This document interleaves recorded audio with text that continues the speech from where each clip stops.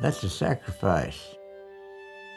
Whether you get sent over to it or not, it's giving up something.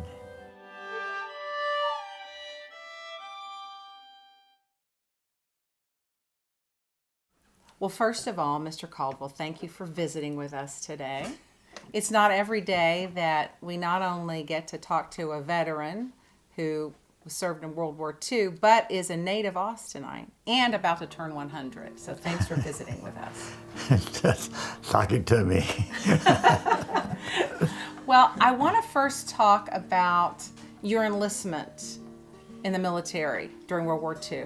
I was working for industry in a shipyard, and I had served for almost 2 years, and I got married, and I kind of felt very guilty about being out of the service. Well, I talked to my wife and said, you know, I believe I ought to volunteer. She said, you pray about it and do whatever God wants you to do. So we prayed about it, and I inquired with the draft board in Houston. They said, we have a program that we give you a physical examination and mental examination.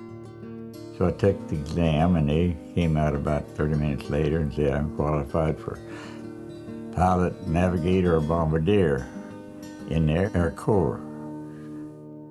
World War II was going on, and we were not going to be in service. We were not going to be in the war until the harbor was bombed.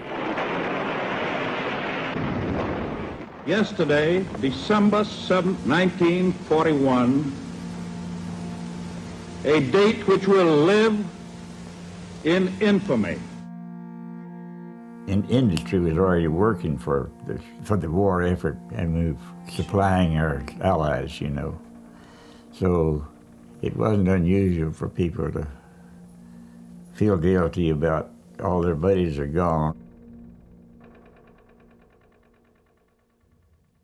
When was this picture taken? That's a forgery. That's a forgery? Well, you look mighty handsome in this picture. What happened is that when we'd go on furlough or 3-day pass, while one of the guys would get us, that cap wasn't authorized. You have an unauthorized cap in this picture? That's a forgery. It's a forgery. I didn't do it. Okay. You don't take claim for that one. Okay. Usually pilots got that as soon as they got it. But I was just in training, so I wasn't qualified for it. But on 3-day passes, well, I was.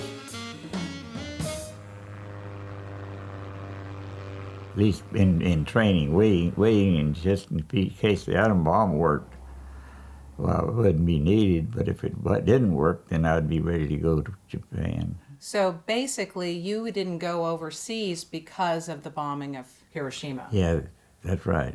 Nagasaki. They wanted to keep us in reserve, so they stopped our cadet training and just let us work on this base.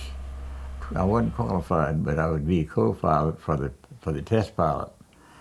And the B-25s had a motor right just outside the window. And each cylinder, 21 cylinders, each one had its own exhaust, so it was a real noisy plane. And that's the reason I wear hearing aids. That's why you can't hear today.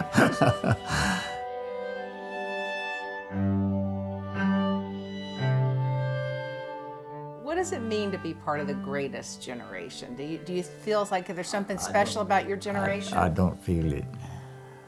I just feel like I did my duty. I turned the page, and I'm somewhere else now. You have a very interesting life. God's blessed me. I got to pass it on.